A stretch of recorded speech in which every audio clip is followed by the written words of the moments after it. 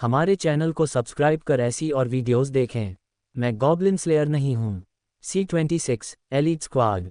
एक विशाल तलवार और ब्लेड की मूर्ति के बगल में हॉल के कोने में साहसी लोग 2 या 3 के समूहों में इकट्ठा हो रहे थे। हम स्लाइम का शिकार करने और स्लाइम कोर इकट्ठा करने के लिए एक भूमिगत गुफा में जाने के लिए एक टीम बना रहे हैं। कोई हमारे साथ जुड़ना चाहता है? स्लाइम प्रसिद्ध स्लाइम मॉन्स्टर परिवार के निचले स्तर के जीव हैं। वे ऐसे मॉन्स्टर भी हैं जिनका सामना ज़्यादातर नौसिखिया साहसी लोग करते हैं। वे अपने दलदल जैसे शरीर पर भरोसा करके शिकार को जकड़ लेते हैं, जिससे वह बच नहीं पाता, और वे अपने टेढ़े मेढ़े आंदोलनों से उन्हें दर्दनाक तरीके से मौत के घाट उतार देते हैं। गॉब्लिन की तरह उनकी व्यक्तिगत युद्ध शक्ति अपेक्षाकृत कमजोर होती है। एक के बाद एक ज़्यादातर साहसी लोग उनसे आसानी से निपट सकते हैं। बस एक ही बात का ध्यान रखना होता है कि उन्हें अपने हथियारों या कवच से न चिपकने दें, क्योंकि उनका शरीर एक हल्के संक्षारक पदार्थ को स्रावित करता है जो कम गुणवत्ता वाले गियर को नुकसान पहुंचा सकता है। वह काले बालों वाला युवक, क्या तुम हमारी टीम में शामिल होना चाहते हो? शायद इसलिए कि गाउस की नज़र वहीं टिकी थी, एक लाल बालों वाले युवक ने, जो अभी अभी गुफा में स्लाइम का शिकार करने के लिए टीम के साथियों को भर्ती कर रहा था, उसे एक निमंत्रण भेजा। गाउस कुछ हद तक आकर्षित हुआ, लेकिन उसने जल्दी ही अपने मन में इस विचार को खारिज कर दिया।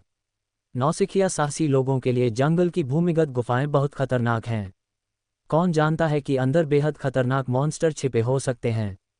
अगर वह उनसे मिलता तो सीमित भूमिगत स्थान में बच निकलना लगभग असंभव होता।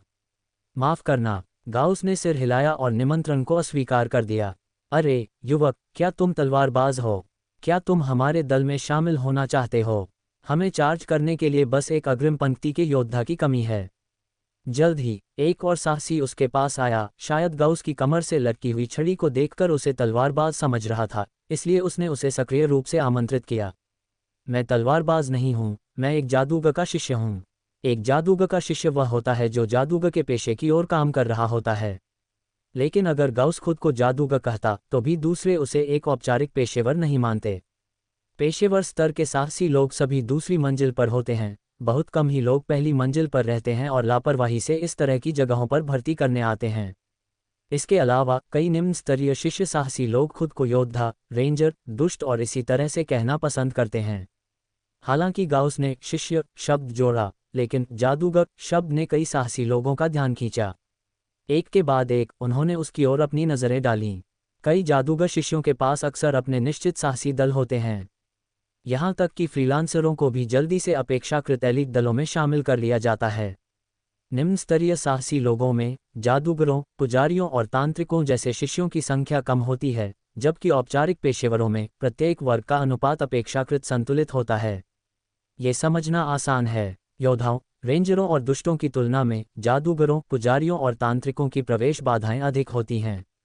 पारिवारिक पृष्ठभूमि के बिना आम लोग अक्सर संबंधित कौशल तक नहीं पहुंच पाते हैं, इसलिए उनकी संख्या अपेक्षाकृत कम होती है। अरे जवान जादूगर, हमारे दल में शामिल हो जाओ। एक लंबा हट्टा कट्टा युवक कई लोगों से आगे आया और गाउस के कंधे पर अपना हाथ रखा। उन अस्थायी बिखरी हुई टीमों के विपरीत हमारी नाइट आउल स्क्वाड एक एलीट टीम है और हमें एक जादूगर की कमी है। कोशिश करना चाहोगे? तुम बड़े बेवकूफ़, तुम किसे बिखरी हुई टीम कह रहे हो? भूल जाओ, वह है। चलो उसे उकसाते नहीं हैं। युवक की उग्र आवाज़ के बाद भीड़ में तुरंत हलचल मच गई। लेकिन युवक ने दूसरों के विरोध को नज़रअंदाज कर दिया और केवल गाउस पर ध्यान केंद्रित किया, उसके जवाब का इंतजार कर रहा था। माफ़ करना, मैं अभी एक दीर्घकालिक दल में शामिल होने का इरादा नहीं रखता। मैं बस इस बार खुद को प्रशिक्षित करने के लिए एक अस्थायी टीम में शामिल होना चाहता हूँ। गाउस ने ईमानदारी से बात की, जबकि उसने मेज हैंड को अपनी छड़ी उठाने के लिए नियंत्रित किया, अपनी पहचान की पुष्टि की। वह अभी सिर्फ एक अस्थायी टीम में शामिल होना चाहता था। अगर अन्य सदस्य कुछ छोटे मॉन्स्टर को मारकर उसका समर्थन कर सकते तो वह मैजिक मिसाइल का अभ्यास कर सकता। वह कुछ पैसे कमाना चाहता था, उन्हें बचाना चाहता था और बाद में एक जादुई छड़ी की कीमत की जांच करना चाहता था ताकि यह पता चल सके कि क्या वह लाइफ मैजिक स्टोन के साथ एक खरीद सकता है। एक बार जब वह एक जादुई छड़ी खरीद लेता तो वह एक पेशेवर बनने की दिशा में तेजी से बढ़ता। केवल पेशेवर के रूप में आधिकारिक तौर पर आगे बढ़ने के बाद ही वह दल के मामलों पर विचार करेगा और सबसे अधिक संभावना है कि वह अपनी खुद की टीम बनाएगा। वह भरोसेमंद अग्रिम पंक्ति और सहायक सदस्यों की भर्ती करेगा ताकि उसे छोटे मॉन्स्टर को मारने में मदद मिल सके, भले ही इसका मतलब कमीशन पुरस्कार का हिस्सा साझा करना हो। या वह अकेले काम कर सकता था। अकेला भेड़िया मोड अधिक स्वतंत्रता प्रदान करता है, लेकिन चाहे कुछ भी हो, वह किसी और के नेतृत्व में लंबे समय तक नहीं रहना चाहता था। इससे उसके व्यक्तिगत विकास में बाधा आएगी, क्योंकि वह दल की कार्रवाइयों, कमीशन स्वीकृति, मिशन प्रक्रियाओं या मॉन्स्टर विश्वकोश संग्रह को नियंत्रित नहीं कर पाएगा। अगर उसमें वर्तमान में अकेले मिशन पूरा करने की क्षमता की कमी नहीं होती, तो वह इस तरह के अस्थायी भर्ती स्थल पर अपनी किस्मत आजमाने नहीं आता। कोई बात नहीं, अस्थायी ठीक है, इसे हम एक दूसरे को जानने के रूप में सोचो। युवक ने दिल से हंसा, अविचलित होकर, जैसे कि वह खोए हुए समय की भरपाई कर रहा हो। वैसे ही जारी रहा, यहाँ तक कि अगर तुम बाद में हमारे दल में आधिकारिक तौर पर शामिल होना चाहते हो, तो मेरी टीम तुम्हारी ताकत और व्यक्तित्व का परीक्षण किए बिना सहमत नहीं होगी। वैसे मेरा नाम लेविन है। मैं एक ढाल वाहक हूँ। मेरे साथियों में एक तीरंदाज, एक हत्यारा, एक तलवारबाज और एक पुजारी शामिल हैं। ये देखकर कि गाउस अभी भी प्रतिक्रिया नहीं दे रहा था, उसने अपने दल की संरचना का परिचय दिया, अपनी ताकत भी दिखाना चाहता था। गाउस ने उस दिशा का अनुसरण किया जहां लेविन ने इशारा किया और 4 पुरुष और महिला साहसी लोगों को देखा। अन्य साहसी लोगों के विपरीत इस दल में वास्तव में एक एलीट आभा थी जो बाहरी लोगों को दूर रहने की चेतावनी देती थी। तीरंदाज ने एक गहरे काले रंग का लंबा धनुष पकड़ रखा था। जब उसने गाउस की नज़र को पकड़ा तो उसकी अभिव्यक्ति अपरिवर्तित रही। हत्यारे ने एक हुड वाला लबादा पहना था और करीब से देखने पर उनकी कमर पर एक छोटा क्रॉसबो लटका हुआ था। तलवारबाज गाउस की रूढ़िवादी छवि से मेल खाता था। पुजारिन लड़की ने एक लकड़ी की छड़ी पकड़ रखी थी और दीवार के करीब रही, उत्सुकता से गाउस को देख रही थी। गाउस आकर्षित हुआ। इस दल की लाइनअप बहुत पूर्ण थी। दूरी से समर्थन करने वाला तीरंदाज, बगल से हमला करने वाला हत्यारा, अग्रिम पंक्ति का ढालवाहक, सामने से क्षति पहुंचाने वाला तलवारबाज और यहां तक कि एक रसद उपचारक पुजारी भी।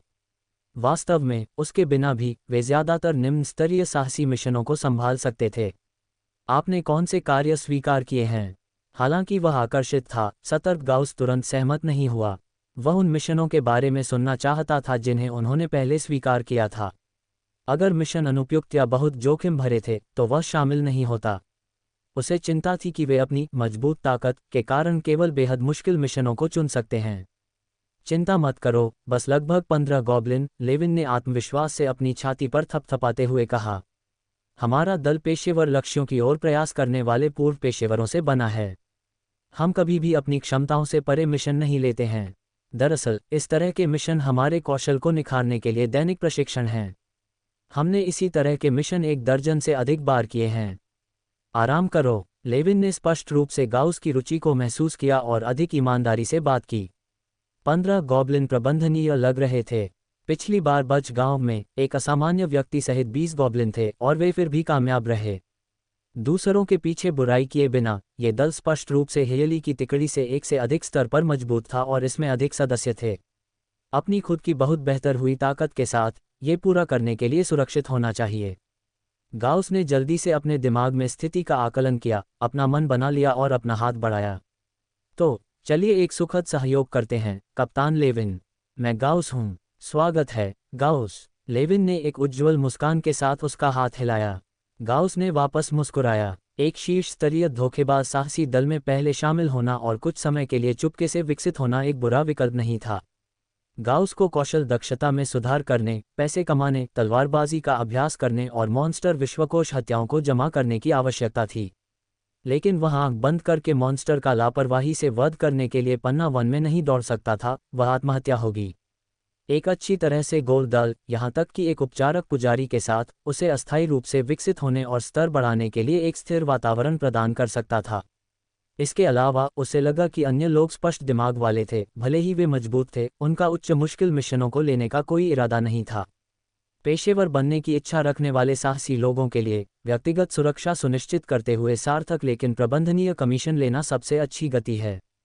उसके विचार दूसरों के साथ अच्छी तरह से मेल खाते थे, यानी स्थिर विकास, कोई लापरवाह हरकत नहीं। मैं गॉब्लिन स्लेयर नहीं हूँ। C-27 चमड़े का कवच।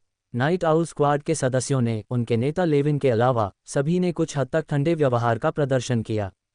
गाउस द्वारा अपना परिचय देने के बाद बाकी लोगों ने केवल अपने नाम और पसंदीदा हथियार बताए और फिर चुप हो गए। कुछ लोग बस शर्मीले थे। महिला पुजारी ने गाउस पर कई नज़रें डालीं, लेकिन किसी और को बात करते हुए न देखकर वह भी हिचकिचाए और खामोशी को चुना। बाकी लोग शायद स्वाभाविक रूप से अलग थलग थे। टीम की हत्यारी, ढकी हुई दुष्ट ने एक संक्षिप्त अभिवादन किया और फिर अपनी कटार को चमकाने के लिए अपना सिर नीचे कर लिया। दिलचस्प बात यह है कि गाउस ने शुरू में हत्यारे को पुरुष समझा था क्योंकि उसका पूरा शरीर ढका हुआ था और उसका सिर लगातार झुका हुआ था जब तक कि उसने बात नहीं की और अपना लिंग प्रकट नहीं किया। बाकी तीरंदाज और तलवारबाज भी इसी तरह शांत थे। गाउस पूरी तरह से समझ गया था, कोई भी यह उम्मीद नहीं कर सकता कि हर कोई मिलनसार और मैत्रीपूर्ण होगा, खासकर एक अजनबी के प्रति जो अचानक उनकी रैंक में शामिल हो गया हो। अगर लेविन के दावे सच थे और यह वास्तव में एक एलीट स्क्वाड था तो इसके सदस्यों के बीच कुछ अलगाव स्वाभाविक था। क्या विशेषज्ञ आमतौर पर ऐसे ही व्यवहार नहीं करते हैं? इसके अलावा गाउस वास्तव में अजनबियों से अत्यधिक उत्साह की तुलना में इस विनम्रतापूर्वक दूर के रवैये को पसंद करता था, वह उसे असहज कर देता। अगर कोई आपत्ति नहीं है तो सभी को आज सुबह आराम करना चाहिए। हम एक दूसरे से परिचित होने के लिए संयुक्त प्रशिक्षण के लिए आज दोपहर गिल्ड के प्रवेश द्वार पर इकट्ठा होंगे, लेविन ने घोषणा की। कल सुबह पहली घंटी पर हम अपने मिशन स्थान के लिए प्रस्थान करने के लिए शहर के द्वार पर इकट्ठा होंगे। पुरस्कारों को व्यक्तिगत योगदान के आधार पर वितरित किया जाएगा। समझ गया कप्तान, तो मैं चलता हूँ। लेविन के बात पूरी करने से पहले ढकी हुई महिला ने हाथ हिलाया और चली गई। बाकी लोग भी अपनी विदाई के बाद जल्द ही चले गए। उनके शांत स्वभाव को ठंडक मत समझना, लेविन ने गाउस से कहा, जो पीछे रह गया था। समय के साथ तुम पाओगे कि वे अच्छे लोग हैं, बशर्ते निश्चित रूप से तुम उनका सम्मान अर्जित करो। लेविन दिल से हंसा। मैं समझता हूँ, गाउस ने सिर हिलाया। उसे संदेह था कि बाकी लोग उसे एक अस्थायी सदस्य के रूप में देख रहे थे, कोई ऐसा व्यक्ति जिसमें सामाजिक प्रयास करने लायक नहीं था क्योंकि वह जल्द ही चला जाएगा। शुरुआत से ही दूरी बनाए रखना पूरी तरह से समझ में आता था। अब गाउस, मिशन को पंजीकृत करने के लिए मेरे साथ आओ। मैं तुम्हें हमारी अस्थायी सूची में जोड़ दूंगा। एडवेंचर्स गिल्ड काउंटर पर औपचारिकताएं पूरी करने के बाद गाउस आधिकारिक तौर पर इस असाइनमेंट के लिए स्क्वाड में शामिल हो गया। लेविन का नाइट आउल स्क्वाड गिल्ड के साथ ठीक से पंजीकृत एक गैर श्रेणीबद्ध साहसी टीम थी। सच तो यह है कि कोई भी 50 चांदी के सिक्कों में एक साहसी स्क्वाड पंजीकृत कर सकता था। औपचारिक रूप से एक टीम को पंजीकृत करने के कई फायदे थे।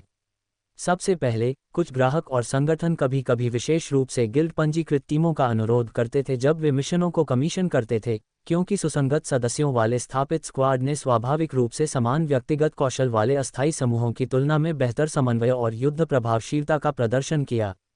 इसके अलावा 50 चांदी पंजीकरण शुल्क का भुगतान करने की क्षमता ही क्षमता का प्रमाण था। इस प्रकार पंजीकृत टीमें स्वतंत्र साहसी या अस्थायी पार्टियों की तुलना में अधिक मिशनों तक पहुंच सकती थीं। दूसरे, साहसी स्क्वाड व्यक्तिगत साहसी लोगों की तरह ही रैंक कर सकते थे, इसलिए शुरुआती चरण से ही मिशन अनुभव जमा करने में मदद मिली। अंत में, पंजीकृत टीमों को भर्ती करना आसान लगा। भर्ती प्रस्तावों के बीच चयन करते समय फ्री एजेंट स्वाभाविक रूप से स्थापित स्क्वाड की ओर आकर्षित हुए। पंजीकरण के बाद गाउस ने अपने गियर तैयार करने के लिए लेविन को विदाई दी। मिल गांव के पास उनका मिशन स्थान बच गांव जितना दूर नहीं था, लेकिन फिर भी एक दिन से अधिक की यात्रा की आवश्यकता थी।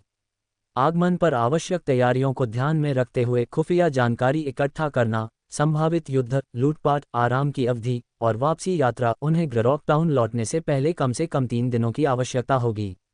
इस प्रकार राशन, पानी की खाल और अतिरिक्त कपड़े जैसी आवश्यक आपूर्ति की खरीद की आवश्यकता थी।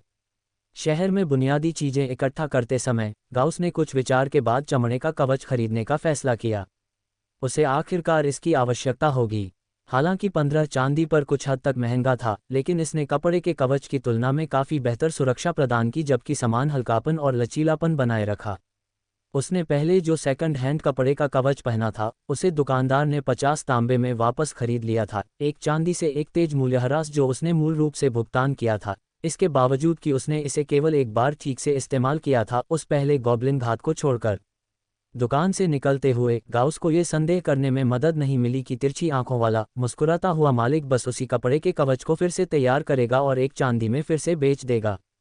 अपने नए चमड़े के कवच की मोम कठोर लेमलर प्लेटों की विभिन्न कोनों से प्रशंसा करते हुए गाउस ने अपने मूड को काफ़ी बेहतर महसूस किया। बेहतर सुरक्षा का मतलब गॉब्लिन के खिलाफ चोट के जोखिम में काफ़ी कमी है।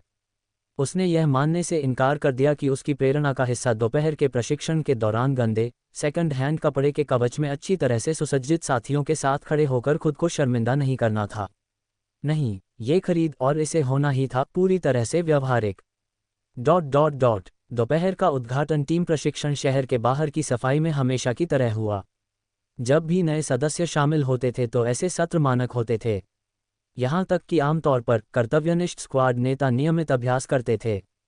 ये अभ्यास आपसी तकनीकी ब्रीफिंग के रूप में कार्य करते थे। नए लोग अपनी क्षमताओं, कौशल, टीम भूमिकाओं, शक्तियों और कमजोरियों का प्रदर्शन करते थे। बदले में मौजूदा सदस्य भर्ती के लिए अपनी खुद की विशिष्टताओं का प्रदर्शन करते थे। इसका मतलब उन नाटकीय, छिपी हुई प्रतिभा ट्रॉप्स में से कोई नहीं था जहां कोई वास्तविक युद्ध के दौरान अचानक अद्भुत कौशल प्रकट करता है। ऐसा व्यवहार टीम के साथियों के जीवन को मजाक के रूप में मानकर सभी को खतरे में डालता है। वास्तविक युद्ध में आप अपनी क्षमताओं से पूरी तरह से अपरिचित टीम के साथियों से उचित समन्वय की उम्मीद नहीं कर सकते। स्थापित टीम वर्क के बिना, यहां तक कि खेल बदलने वाली गुप्त तकनीकें भी गलती से सहयोगियों को नुकसान पहुंचा सकती हैं। इस प्रकार प्रशिक्षण आवश्यक था। गाउस गिल्ड के प्रवेश द्वार पर पहुंचा और पाया कि सभी पांचों साथी पहले से ही इकट्ठा थे, समान रूप से बख्तरबंद और सशस्त्र थे। कप्तान लेविन और तलवारबाज डॉयल अपने हड़ताली काले धातु के स्केल कवच में सबसे अलग थे। मछली के शल्कों जैसे दिखने वाले ओवरलैपिंग लोहे की प्लेटें उनके धड़ की रक्षा करती थीं, जिसमें नीचे चमड़े के कोट और धातु प्रबलित अंगगार्ड थे। लेविन की धातु से किनारों वाली विशाल ओक की ढाल विशेष रूप से प्रभावशाली दिखती थी। निश्चित रूप से शानदार। गाउस को उनके गियर के प्रभावशाली प्रभाव को स्वीकार करना पड़ा। जब स्केल कवच पहना जाता था तो वह दुकान की दीवारों पर प्रदर्शित होने पर पूरी तरह से अलग दिखता था। बाकी तीन तीरंदाज ओलिवर, दुष्ट मेव और पुजारी डैफ्ने ने हल्के चमड़े का कवच पहना था जो अभी भी गाउस की एकदम नई खरीद की तुलना में गुणवत्ता और कारीगरी में बेहतर दिखाई देता था। मैं गॉब्लिन स्लेयर नहीं हूँ।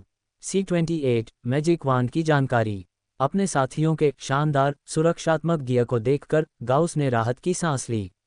सौभाग्य से उसने अपना कवच अपग्रेड कर लिया था, अन्यथा एक साथ खड़े होकर वह दूसरों की तुलना में पूरी तरह से अनुपयुक्त लगता। अभी भी वह टीम का सबसे गरीब दिखने वाला सदस्य बना रहा। शुक्र है, बाकी लोगों ने केवल उसकी ओर देखा और फिर नज़र हटा ली, उसके उपकरणों पर ज्यादा ध्यान नहीं दिया।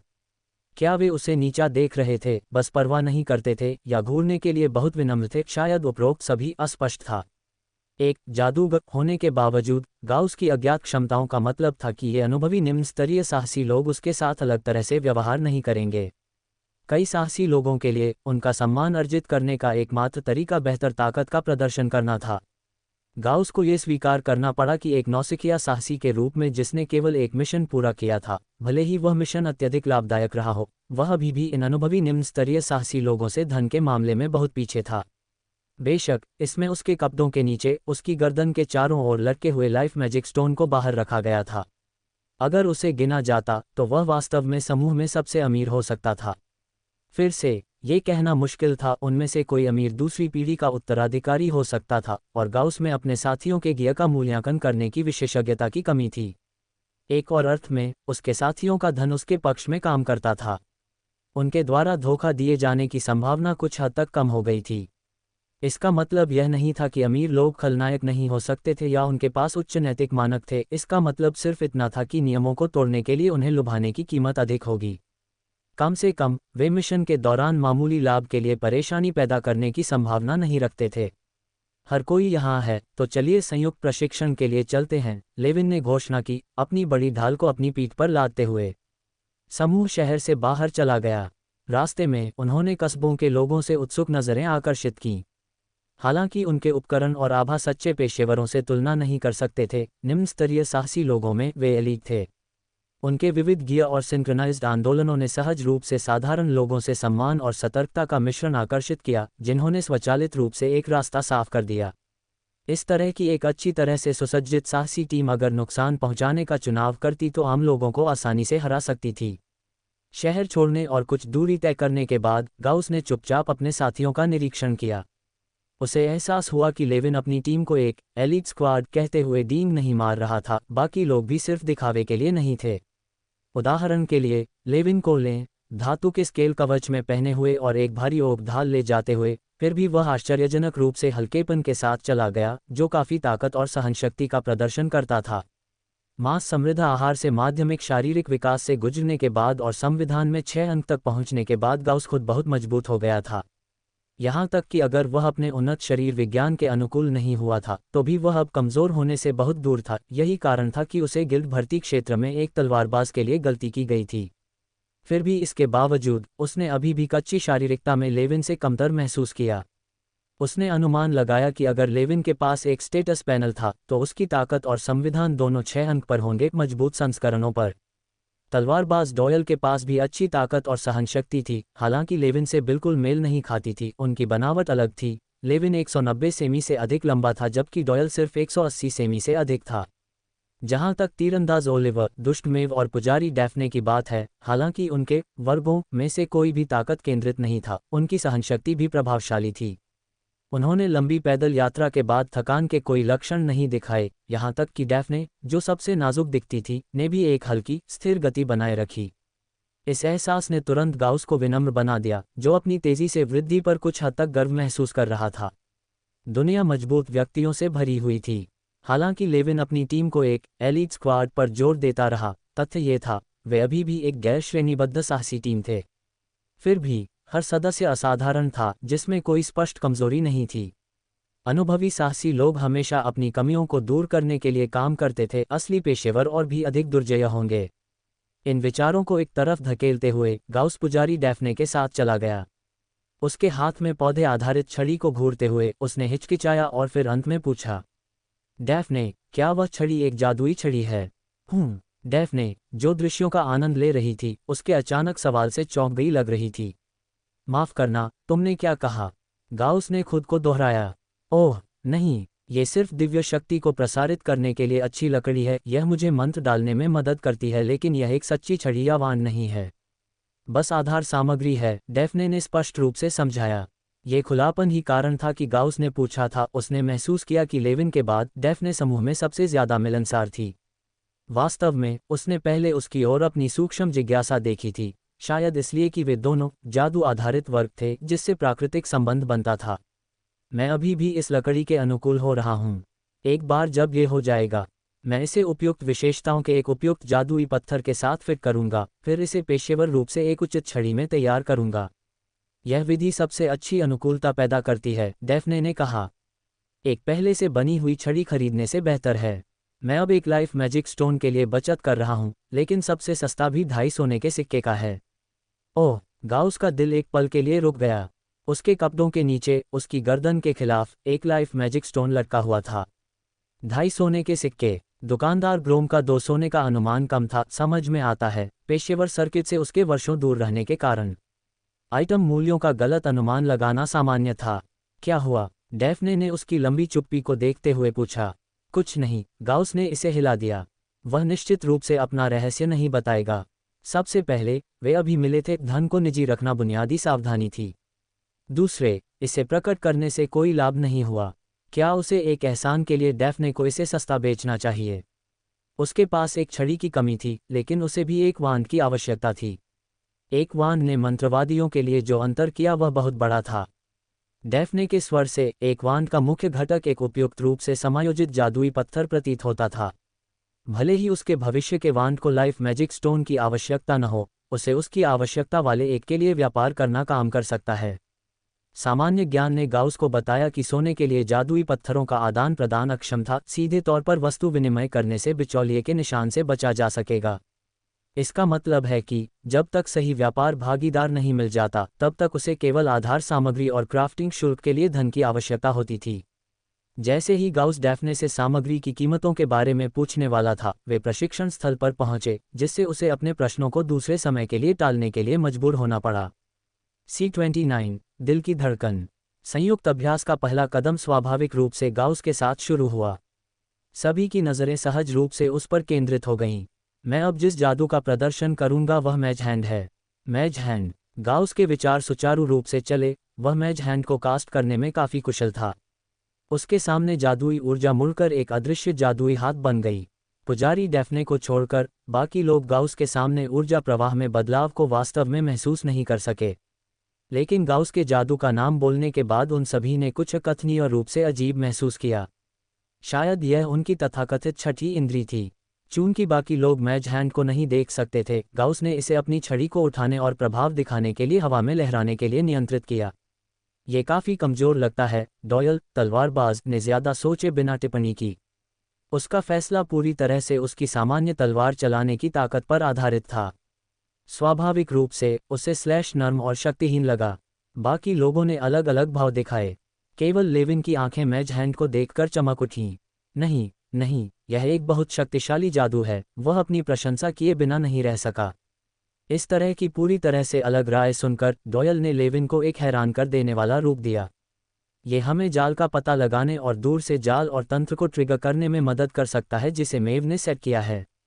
वैसे गाउस, तुम्हारे मैज हैंड में कितनी ताकत है? लगभग 10 पाउंड। वह थोड़ा हल्का है, लेकिन ये काफ़ी है। ये युद्ध में प्रभावी ढंग से हस्तक्षेप कर सकता है, लेविन ने सोचा, अपनी ठुड्डी पर हाथ टिकाए हुए। क्या ये पाउडर से चिपक सकता है?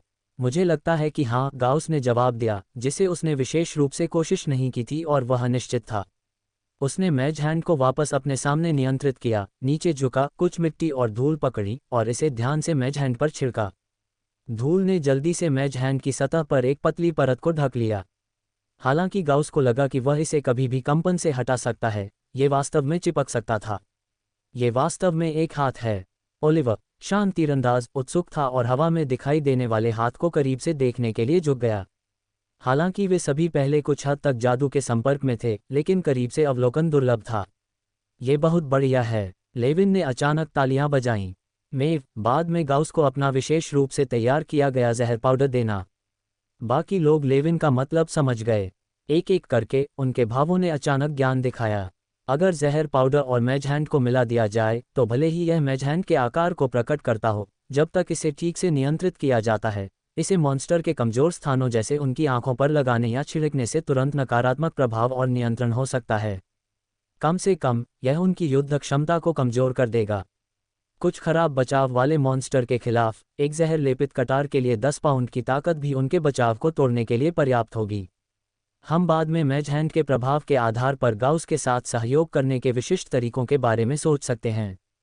हालांकि यह सीमित सीधी युद्ध शक्ति के साथ एक सहायक क्षमता थी। अगर इसे पूरी तरह से विकसित किया जाता और टीम द्वारा कवर किया जाता तो यह एक मजबूत भूमिका निभा सकती थी। डॉयल और बाकी लोगों ने गाउस को काफ़ी अधिक उत्साह के साथ देखा। यहाँ तक कि डॉयल, जिसने हमेशा क्रूर ताकत को महत्व दिया और चालाक जादू को नापसंद किया, उसे यह स्वीकार करना पड़ा कि सीधे योद्धाओं की तुलना में जादूगर कभी कभी डरावने लगते थे।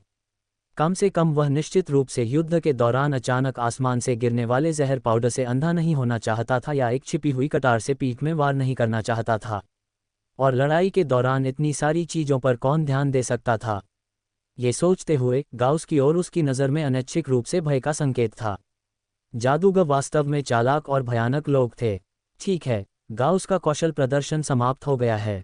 आगे लेविन जारी रखने वाला था जब उसने गाउस को पास में हिचकिचाते हुए देखा। क्या हुआ? कुछ नहीं, कप्तान लेविन। मैं कहना चाहता हूं कि मेरे पास एक और जादुई मंत्र है। उद्धरण चिन्ह प्रश्नवाचक चिन्ह उद्धरण चिन्ह। एक और टीम, जो पहले से ही गर्म होने की तैयारी कर रही थी, सभी ने एक साथ उसे देखा। उनके भावों में एक अजीब, अपरिभाषित अर्थ था। आमतौर पर सीमित ऊर्जा, समय और संसाधनों वाले महत्वाकांक्षी पेशेवरों के रूप में ज़्यादातर लोग एक कौशल पर गहराई से ध्यान केंद्रित करना चुनेंगे। कभी कभी कुछ योद्धा अपनी युद्ध क्षमता को बढ़ाने के लिए अस्थायी रूप से एक अतिरिक्त कौशल सीख सकते हैं। लेकिन क्या जादूगर भी एक अतिरिक्त मंत्र सीखेंगे? डेफ्ने, टीम की उपचारक पुजारी, केवल एक रिंग शून्य कैंट्रिप लाइफ सस्टेन जानती थी। इसकी शक्ति चोटों को स्थिर करना था ताकि वे खराब न हो, जिससे वह चिकित्सा उपकरणों के साथ आगे का इलाज कर सके। लाइफ सस्टेन की प्रभावशीलता कास्ट करने वाले के स्तर पर निर्भर करती थी। ऐसा कहा जाता था कि एक उच्च स्तरीय पुजारी एक मरने वाले व्यक्ति को एक धागे से लटके हुए भी स्थिर कर सकता था, तब भी जब मौत की कुल्हाड़ी मारने वाली थी। गाउस ने सिर हिलाया। वह अभी भी अपनी दक्षता में सुधार करने के लिए युद्ध में मैजिक मिसाइल का उपयोग करना चाहता था। अगर उसने इसे अभी प्रदर्शित नहीं किया लेकिन बाद में इसका इस्तेमाल किया तो ये केवल शर्मनाक होगा। ठीक उसी तरह जैसे हर कोई अवचेतन रूप से सोच रहा था कि गाउस का अगला जादू मैजहैंड जैसा एक समान सहायक जादू होगा, गाउस बोला, मेरे पास दूसरा मंत्र है जिसे मैजिक मिसाइल कहा जाता है। Magic missile, magic missile. सभी ने अपने दिमाग में चुपचाप जादू का नाम दोहराया। अगले ही पल, इससे पहले कि वे इस पर और विचार कर पाते, मैजिक मिसाइल। गाउस ने अपनी जादुई ऊर्जा को सक्रिय किया। गाउस के सामने हवा में एक गहरा नीला गोला संघनित होकर बन गया। स्तर 2 की दक्षता पर उसे अब इसे अपने हाथ से पकड़ने की आवश्यकता नहीं थी। गोले की उपस्थिति के कारण वायु प्रवाह बदल गया लग रहा था। हवा धीरे धीरे हिलने लगी।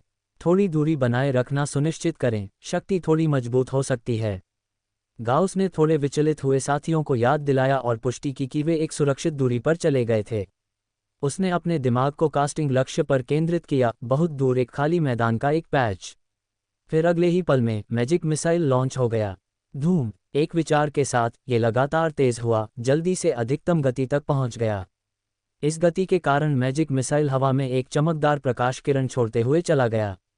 किरण के अंत में, जिस क्षण ये दूर के मैदान से टकराया, एक भारी विस्फोट जोरदार ढंग से गूंज उठा। थर्ड, यह एक भारी वस्तु के पृथ्वी में गहराई तक दुर्घटनाग्रस्त होने जैसा लग रहा था। मिट्टी और धूल के कण बिखर गए। विस्फोट से धूल उठी, जिसके साथ उनके पैरों के नीचे हल्का सा हिलना भी हुआ। जब धूल साफ हुई तो जमीन पर दर्जनों सेंटीमीटर चौड़ा एक उथला गड्ढा दिखाई दिया, जिसके केंद्र में एक मुट्ठी के आकार का निशान था। इतना मजबूत! डॉयल और बाकी लोग अपने अचरज से बाहर निकले, मुश्किल से निगलते हुए। गाउस के प्रति उनके भाव पूरी तरह से बदल गए। उन्होंने उम्मीद नहीं की थी कि एडवेंचर्स गिल्ड से लेविन ने जिसे लापरवाही से खींच लिया था, उस जादूगर में इतनी शक्ति होगी। इस मंत्र की ताकत क्रूर थी। यह एक नौसिखिया साहसी द्वारा महारत हासिल करने जैसा कुछ भी नहीं था जो अभी तक पेशेवर स्तर पर नहीं था। मैजिक मिसाइल ने सिर्फ मिट्टी से टकराकर इतना बड़ा विनाशकारी प्रभाव पैदा किया था। अगर यह उनमें से किसी एक से टकराता तो क्या होता? यह शायद तुरंत मार या अपंग कर देगा, और इसकी गति ने चकमा देना लगभग असंभव बना दिया। वे गड्ढे को देखते रहे, अपनी रीढ़ से नीचे चलने वाली ठंड को दबाने में असमर्थ थे।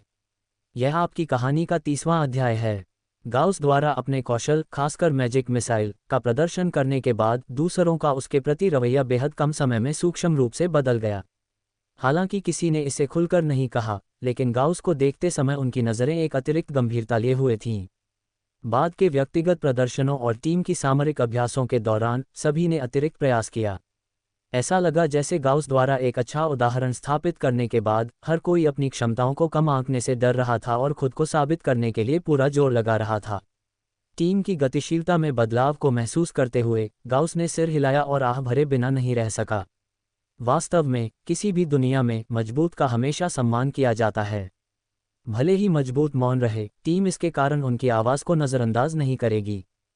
फूलों और तालियों से भरा एक रास्ता। हालांकि गाउस ये भी समझ गया था कि ताकत सापेक्ष है।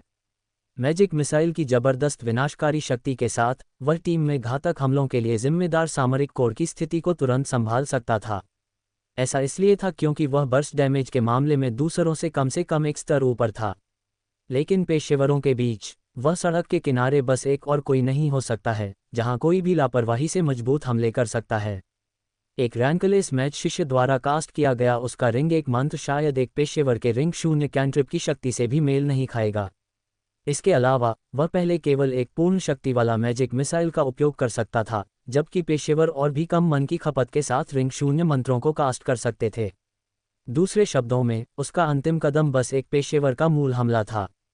उसने दुकानदार ग्रोम से सुना था कि पेशे में औपचारिक रूप से आगे बढ़ने और एक रैंक को संघनित करने के बाद एक जादूगर की मन की मात्रा बढ़ जाएगी, इसकी गुणवत्ता अधिक परिष्कृत हो जाएगी और वही मंत्र पहले की तुलना में मजबूत प्रभाव देगा।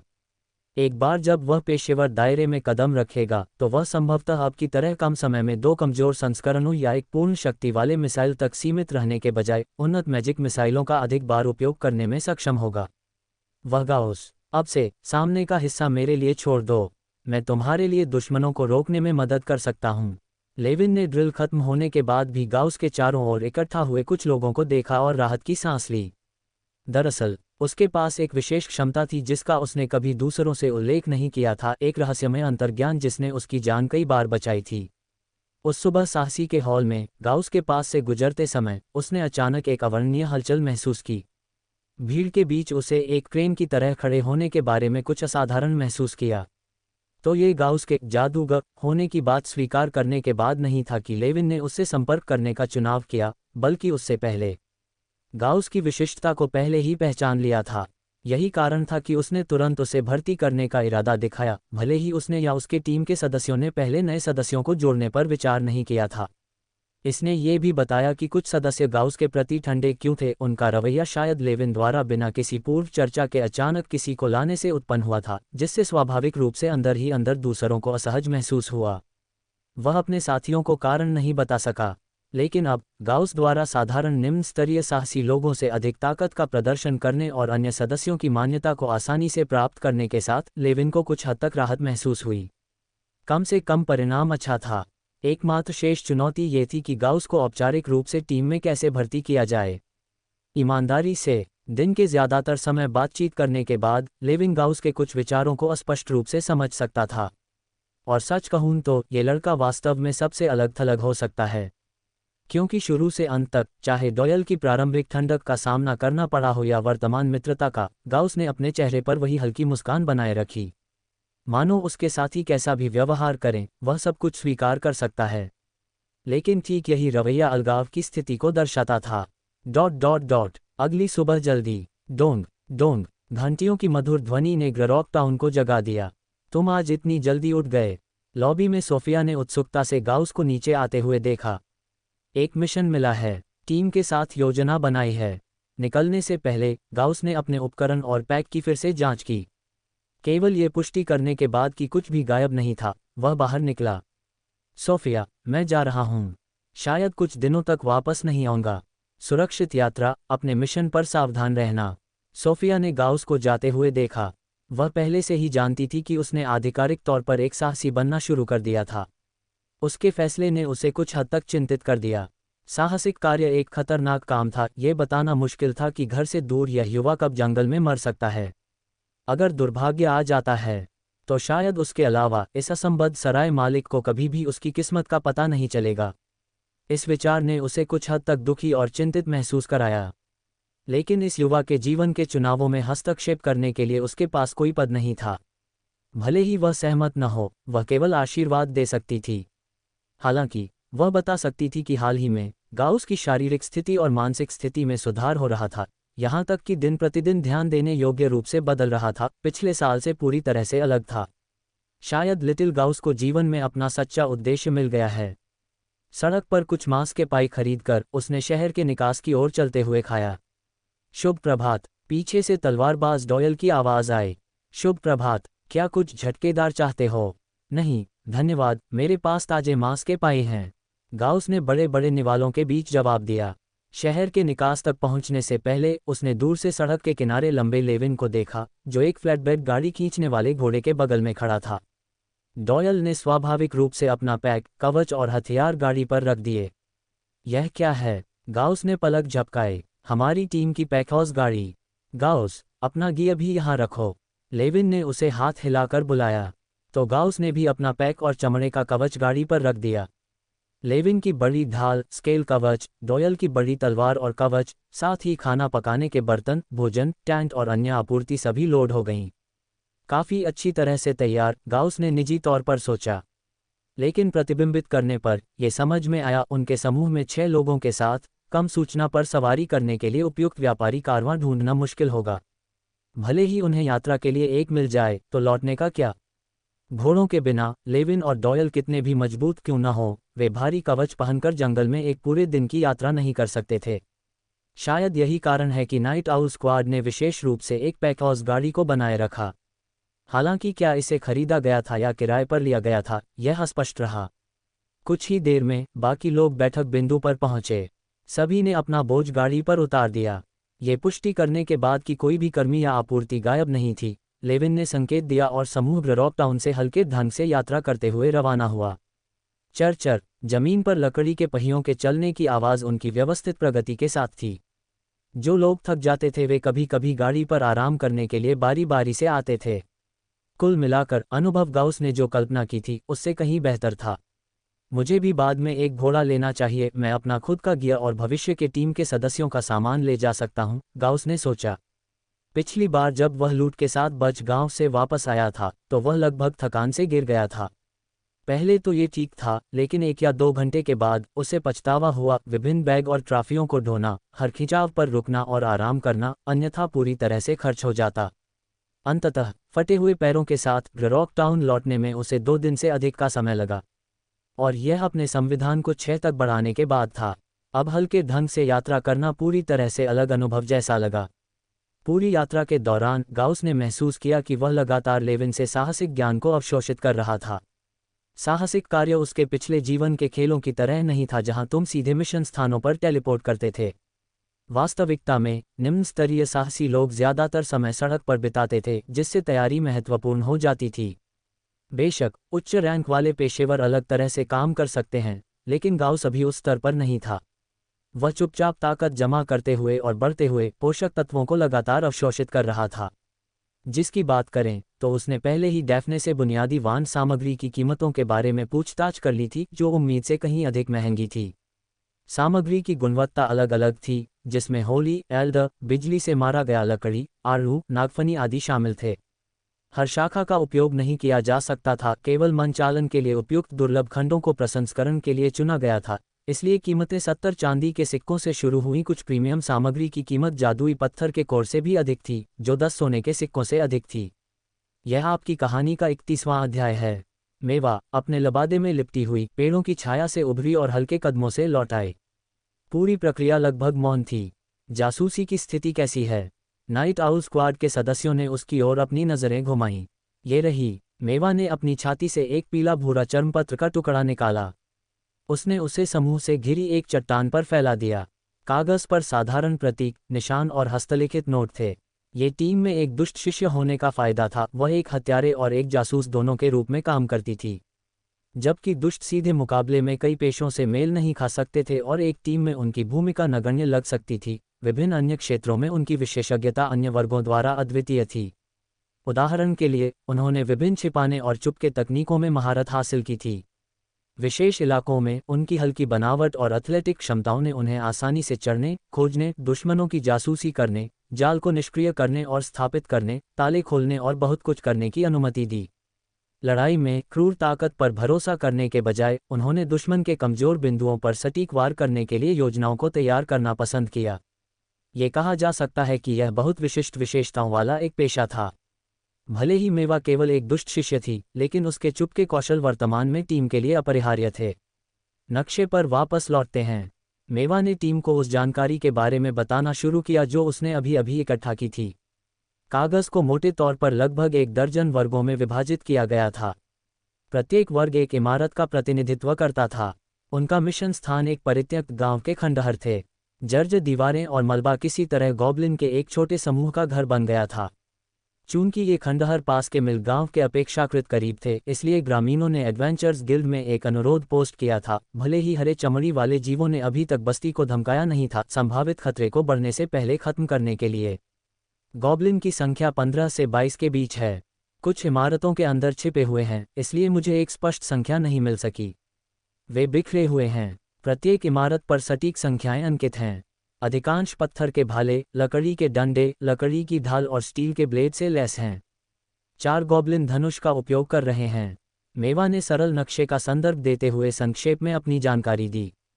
कोई विशेष नेता प्रकार? लेविन ने सिर हिलाया और एक और सवाल जोड़ा। कोई नहीं। अच्छा है, हम पहले से तैयार योजना के अनुसार आगे बढ़ेंगे। सब लोग लड़ाई के लिए तैयार हो जाओ। हम यहाँ नक्शे पर दुश्मनों पर घात लगाएंगे। मेवा, देखो कि क्या तुम पूरे समूह को सचेत किए बिना गॉब्लिन के एक हिस्से को बाहर निकाल सकती हो। इस तरह हम कुछ ऊर्जा बचा सकते हैं। लेविन ने टीम के लिए रणनीति बताई। भले ही यह विफल हो जाए, कोई बात नहीं। हमारे पास इस गॉब्लिन समूह को सीधे तौर पर मिटाने के लिए पर्याप्त युद्ध शक्ति है। तीरंदाजों से सावधान रहें। समझ गए। उसके आदेशों के संबंध में किसी के पास कोई अतिरिक्त इनपुट नहीं था। एक एक करके उन्होंने चुपचाप एक दूसरे को अपना कवच पहनने में मदद की। टीम में अस्थायी रूप से शामिल होने वाले नवागंतुक के रूप में गाउस का स्वाभाविक रूप से थोड़ा योगदान था। टीम के सदस्यों ने निर्बाध रूप से समन्वय किया और यह मिशन विशेष रूप से चुनौतीपूर्ण नहीं था। उसने ज्यादातर दूसरों से एक साहसी होने के अनुभव का अवलोकन किया और उसे अवशोषित किया। वे कल रात देर से पहुंचे थे, डेरा डालने के लिए एक उपयुक्त स्थान चुना था और सुबह तक आराम किया था। अब पूरी तरह से आराम करने के बाद वे ऊर्जा से भरे हुए थे। गाउस ने अपने चमड़े का कवच, हाथ के गार्ड और शिंग गार्ड को कस दिया और फिर गर्म होने के लिए अपनी छड़ी को कुछ बार चलाया। हाल ही में वह कुछ बुनियादी तलवार तकनीकों का अभ्यास कर रहा था। हालांकि परिणाम पेशेवर तलवारबाजी प्रशिक्षण से तुलना नहीं कर सकते थे, लेकिन मूलभूत चालों का लगन से अभ्यास हमेशा कुछ सुधार देता था। कम से कम उसके वार अब पहले की तुलना में कहीं अधिक पॉलिश दिखते थे। बेशक एक छड़ी का उपयोग काटने और रोकने के लिए भी किया जा सकता था, लेकिन वे पूरक थे। प्राथमिक हमला विधिवार करना रही। छड़ी ने अपने वाहक से त्वरित आंदोलनों और फुर्तीले संचालन की मांग की। जबकि गाउस में सामान्य रूप से इस पहलू की कमी थी, उसके पास उसकी धोखाधड़ी थी। उस मस्तिष्क अतिभारित अवस्था को सक्रिय करके और अपने साथ बिंदु आत्मा की विशाल लाभ का लाभ उठाकर वह बुलेट टाइम के एक बजट संस्करण में प्रवेश कर सकता था, पूरी तरह से छड़ी की विशेषज्ञता के साथ संरेखित होता था। डॉयल अपने साथियों से अपने स्केल कवच को पहनने में मदद पाने के बाद आखिरकार दूसरों को देखने का समय मिला। अचानक उसकी नज़र दूर से छोटे त्वरित कदमों के साथ वार का अभ्यास कर रहे गाउस पर पड़ी और उसके दिमाग में एक बड़ा प्रश्न चिन्ह उभरा। वह क्या कर रहा था? उसने पहले गाउस को एक छड़ी ले जाते हुए देखा था, लेकिन उसने ज्यादा ध्यान नहीं दिया था। आखिरकार कई पेशे आपात स्थितियों के लिए एक हाथापाई हथियार को संभाल कर रखते थे, लेकिन गाउस को इतनी शिद्दत से गर्म होते हुए देखकर क्या वह वास्तव में करीबी मुकाबले में शामिल होने की योजना बना रहा था? क्या ये लड़का वास्तव में एक जादूगर था? हालांकि डॉयल के पास गाउस पर ध्यान देने का समय नहीं था, उसे लड़ाई से पहले खुद को गर्म करने की आवश्यकता थी। एक बार जब सभी तैयार हो गए तो वे नामित घात बिंदु की ओर चले गए। यह अनुभवी निम्न स्तरीय साहसी टीमों और नौसिखिया स्क्वाड के बीच का अंतर था। यहां तक कि सीधे मुकाबले में उनसे कमजोर गॉब्लिन का सामना करते हुए भी इन दिग्गजों ने विभाजित करने और जीतने के लिए एक घात स्थापित किया। जैसा कि लेविन ने कहा था, भले ही वे गॉब्लिन को सीधे तौर पर हरा सकते थे, लेकिन लापरवाही केवल अधिक ऊर्जा और सहनशक्ति बर्बाद करेगी। असीमित जंगल में तुम कभी भी यह भविष्यवाणी नहीं कर सकते कि तुम आगे किन दुश्मनों का सामना कर सकते हो। यहां तक कि मानव यात्रा वाली सड़कों के पास भी, भले ही संभावना कम थी, ब्लेड चलाने वाले मॉन्स्टर के समूह अभी भी उभर सकते थे। इस प्रकार तर्कसंगत सहनशक्ति प्रबंधन आवश्यक था। बचाई गई हर थोड़ी सी सहनशक्ति का मतलब अस्तित्व की सुरक्षा की एक अतिरिक्त परत थी। जल्द ही टीम को संकेत देने के बाद मेवा खंडहर की ओर चुपके से छाया में गायब हो गई। उसके आंदोलन एक पुरानी बिल्ली की तरह चुस्त थे। बाकी लोग अपनी अपनी स्थिति में छिप गए, चुपचाप मेवा के लौटने का इंतजार कर रहे थे। जल्द ही खंडहर की दिशा से हल्की हल्की कदमों की आहट गूंज उठी। वे मेवा के नहीं थे, बल्कि कुछ हरे चमड़ी वाले जीवों के थे जो एक वयस्क के सीने तक खड़े थे। इन गॉब्लिन को मेवा के विकर्षणों द्वारा बाहर निकाला गया था। अचानक एक प्रमुख गॉब्लिन ने कुछ मूल्यवान देखा और अपने साथियों की ओर मुड़ गया, उत्साह से बकवास करते हुए।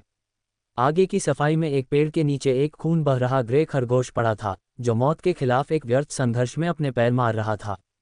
ग्रह ग्रह ग्रह ग्रह ग्रह एक उत्साहित आदान प्रदान के बाद गॉब्लिन सावधानी से एक साथ झुके। अपने परिवेश को सतर्कता से स्कैन करते हुए वे खरगोश की ओर खिसक गए। गॉब्लिन बुद्धिमान नहीं थे, लेकिन वे स्वभाव से चालाक थे। यहां तक कि उनके सामने ताजे शिकार के साथ भी उन्होंने लापरवाही से आगे नहीं बढ़ाया। यही वह था जिसने गॉब्लिन को खतरनाक बना दिया था। मॉन्स्टर के रूप में भी उन्होंने तब तक अच्छी अनुशासन बनाए रखा जब तक कि उनका समूह टूटा नहीं था।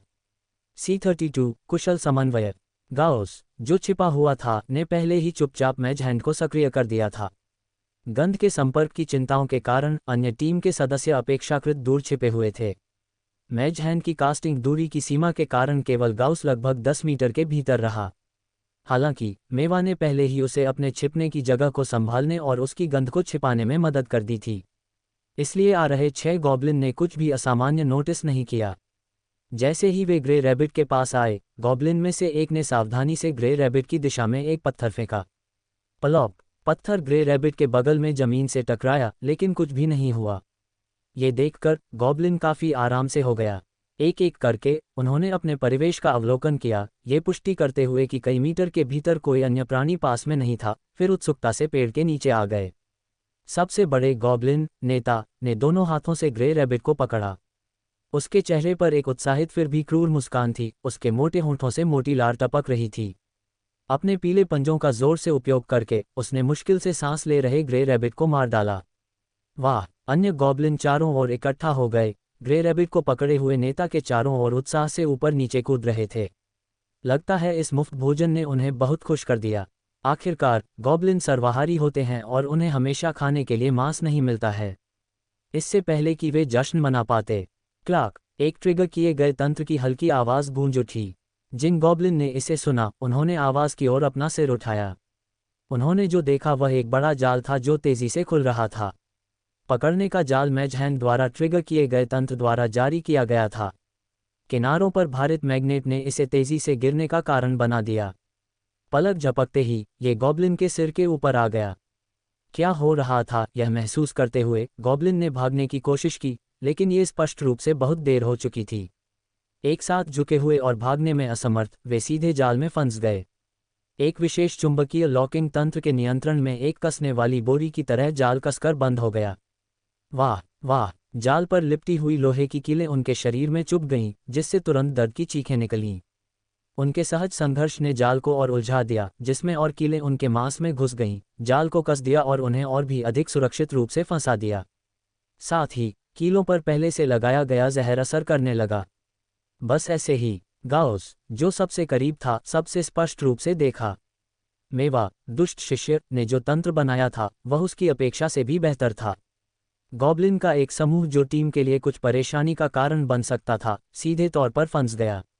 लेकिन गाउस को यकीन नहीं था कि जाल कब तक चलेगा। उसने कई गॉब्लिन को दर्द सहते हुए अपने हथियारों से जाल को काटना शुरू करते हुए देखा। अन्य नाइट आउल स्क्वाड के सदस्य अपने छिपने के स्थानों से बाहर निकलना शुरू कर दिया। हालांकि उनकी गति तेज नहीं थी क्योंकि वे जाल को ट्रिगर करने के लिए जिम्मेदार थे, जबकि गाउस सबसे करीब होने के कारण तेजी से चला गया। अपने रास्ते पर गाउस ने अपनी छड़ी पकड़कर गॉब्लिन पर चार्ज करते हुए आगे बढ़ा। मारने के लिए यह सही मौका चूकना नहीं था। फंसे हुए गॉब्लिन तक पहुंचकर उसकी छड़ी ने बेरहमी से और तेजी से उनके महत्वपूर्ण बिंदुओं पर वार किया। प्रत्येक वार मांस को छेदता था। प्रत्येक वार एक खून बहने वाला छेद छोड़ गया। मोटी और बदबूदार खून एक झरने की तरह बाहर निकल रहा था। उसे गॉब्लिन के लिए कोई सहानुभूति महसूस नहीं हुई। उसकी तलवार मछली मारने वाले ब्लेड की तरह ठंडी थी। गॉब्लिन मार तारांकन 1, कुल मॉन्स्टर मार 13... कुल मॉन्स्टर मार 14, कुल मॉन्स्टर मार 15... कुल मॉन्स्टर मार 18। गाउस की निर्मम छड़ी के तहत सभी 6 गॉब्लिन उसकी बीस्टियरी पर संचित मार संख्या में बदल गए। वह 50 मार के अगले चरण के लक्ष्य के एक कदम और करीब था। और शायद यह उसकी कल्पना थी, लेकिन उन 6 गॉब्लिन को मारने के बाद उसके हाथ में छड़ी बहुत अधिक समन्वित और चिकनी महसूस हुई। अतिरिक्त मौन समझदारी ऐसी महसूस हुई जैसे उसने हवा से कई और दिनों तक छड़ी कौशल का अभ्यास किया हो। गाउस द्वारा गॉब्लिन को तेजी से वध करने के बाद बाकी लोग धीरे धीरे जाल के स्थान पर पहुंचे। चूंकि कोई आपात स्थिति नहीं थी, इसलिए समूह का आगमन जल्दबाजी में नहीं था। साथ ही गाउस को पहले से ही हत्या का ब्लेड पकड़े हुए देखकर वे और भी कम चिंतित थे। किसने मारा यह महत्वपूर्ण नहीं था। गाउस की छड़ी से मेवा के जाल को नुकसान होने की संभावना नहीं थी। गाउस, बस स्पष्ट करने के लिए, हम मारे गए मॉन्स्टर की संख्या के आधार पर कार्य पुरस्कारों को विभाजित नहीं करते हैं। लेविन ने आधे मजाकिया अंदाज में कहा। हालांकि तुमने तंत्र को ट्रिगर किया, तुम इन 6 गॉब्लिन के लिए सभी पुरस्कार नहीं ले सकते। ठीक है, समझ गया। गाउस ने सिर हिलाया, अंदर से खुश था। उसे वह पुरस्कार पहले ही मिल चुका था जो वह सबसे ज्यादा चाहता था, बाकी सब बस अतिरिक्त थे। कार्य पुरस्कारों में निश्चित रूप से उसका हिस्सा वैसे भी शामिल होगा। मैं बस गॉब्लिन पर अपने तलवार कौशल को निखारना चाहता था, उसने लापरवाही से समझाया। वह अंदर से काफी खुश था। पिछली बार बच गांव में थकाऊ गॉब्लिन मार की तुलना में ये 6 मार मूल रूप से एक मुफ्त उपहार थे, बिना किसी प्रयास के। ये सब पूर्व निर्धारित तंत्र के कारण था। गाउस ने चुपचाप ध्यान दिया। जब तक वह उपकरणों और जालों का अच्छी तरह से उपयोग करता है, तब तक अकेला भी वह बिना चोट के एक छोटे गॉब्लिन समूह को आसानी से मिटा सकता है। वह छोटे पैमाने पर जानवरों के जाल बनाने में माहिर था, इसलिए इस बड़े पकड़ने के जाल के लिए उसे चुपके से मेवा से कुछ तकनीकें सीखनी पड़ सकती हैं। एक आधा अधूरा शिकारी के रूप में उसके जाल बनाने के कौशल स्पष्ट रूप से मेवा दुष्ट शिष्य से कमतर थे।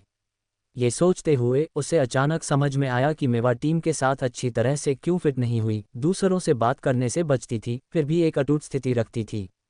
हर टीम को ऐसे बहुमुखी सदस्य की आवश्यकता होती थी, कोई ऐसा व्यक्ति जो जासूसी कर सकता था, जाल और जहर बना सकता था, और लड़ाइयों के दौरान कटार और एक हाथ वाले क्रॉसबो के साथ बगल से आक्रामक समर्थन प्रदान कर सकता था। शायद एक लबादे में लिपटा हुआ यह उदास आकृति वास्तव में नाइट आउल स्क्वाड का सच्चा कोर था। गाउस ने चुपचाप दूसरों के बीच मेवा को देखा। भविष्य में मेरी टीम को एक मजबूत दुष्ट को भर्ती करना चाहिए, उसने चुपचाप सोचा। ये सोचते हुए कि वह अब की तरह कैसे आसानी से मार जारी रख सकता है, उसके होठों पर एक हल्की मुस्कान दिखाई दी। इस अचानक मुस्कान ने डॉयल को, जो पास में चुपचाप देख रहा था, को कांपने पर मजबूर कर दिया। ये सिर्फ कुछ रक्षाहीन गॉब्लिन को मारना है, क्या ये वास्तव में इतना मुस्कुराने लायक है? डॉयल ने सोचा कि क्या गाउस किसी तरह का मनोवैज्ञानिक संकी था या उसका कोई अज्ञात अतीत था, जैसे गॉब्लिन के साथ एक गहरी दुश्मनी। ठीक है, सब लोग, सामने की लड़ाई के लिए तैयार हो जाओ, लेविन ने अचानक सभी को याद दिलाया। दुश्मन जल्द ही आ रहे होंगे। समझ गया, मिल गया। गाउस का दिल कस गया, अपने बहते हुए विचारों को वापस खींच लिया। पहले की आवाज़ें, जाल का गिरना, कदमों की आहट और गॉब्लिन की लंबी, दर्दनाक चीखें निश्चित रूप से खंडहर में गॉब्लिन को सचेत करेंगी। मेवा ने 15 से 22 गॉब्लिन की जासूसी की थी। गाउस द्वारा मारे गए 6 को घटाकर लगभग 9 से 16 बचे थे। समूह ने चुपचाप इस पर विचार किया और अपनी युद्ध संरचना बनाई, युद्ध के लिए तैयार। जल्द ही दूर से शोरगुल वाले कदमों की आहट आए। गॉब्लिन का एक समूह आ गया। छोटे लकड़ी के ढाल और डंडे पकड़े हुए 5 गॉब्लिन ने सामने की पंक्ति ली। उनके पीछे पत्थर के भाले पकड़े हुए 3 गॉब्लिन और स्टील के ब्लेड के साथ 2 थे। 4 गॉब्लिन तीरंदाज पीछे रहे, स्पष्ट रूप से लाभप्रद शूटिंग स्थितियों के लिए तैयारी कर रहे थे। कुल 14 गॉब्लिन। हालांकि कोई भी बच गांव में पहले मिले लोगों की तरह असामान्य नहीं था, इस समूह का अनुशासन बहुत बेहतर था, जिसमें सरल फिर भी पूर्ण पेशेवर विभाजन था। खासकर 4 तीरंदाज गॉब्लिन द्वारा उत्पन्न खतरे को नज़रअंदाज नहीं किया जा सकता था। यह उस तरह का खतरा था जो लगभग 20 मजबूत गॉब्लिन समूह के पास होना चाहिए। पिछली बार बच गांव में गॉब्लिन सिर्फ 2 छोटी टीमें थीं जो एक असामान्य रूप से बड़े गॉब्लिन को छोड़कर आपस में मिल गई थीं, उन्होंने पर्याप्त युद्ध शक्ति नहीं बनाई थी। गॉब्लिन की संख्या और गठन का अवलोकन करने के बाद लेविन ने संक्षेप में रणनीति की व्यवस्था की। मेवा, ओलिवर, तीरंदाज गॉब्लिन को संभालो, हम सामने की पंक्ति लेते हैं। अगर ज़रूरत पड़ी तो मैं भी दूरी से मैजिक मिसाइल के साथ समर्थन कर सकता हूं, गाउस ने जोड़ा। वह अपने कौशल के लिए कुछ वास्तविक युद्ध अभ्यास चाहता था। मजबूत होने के लिए वह युद्ध में अवसरों को हथियाएगा और मार चुराने की कोशिश करेगा। आखिरकार टीम में उसकी मूल भूमिका कोर दुश्मनों को मारने के लिए मैजिक मिसाइल का उपयोग करना था और बाकी समय वह एक फ्री एजेंट था। किसने कहा कि मार चुराना समर्थन का एक रूप नहीं था? अच्छा, धन्यवाद। सब लोग लड़ाई के लिए तैयार हो जाओ, उन सब को मार डालो। लेविन ने अपने सामने ओक की बड़ी ढाल को पटक दिया और समूह तुरंत युद्ध मोड में प्रवेश कर गया।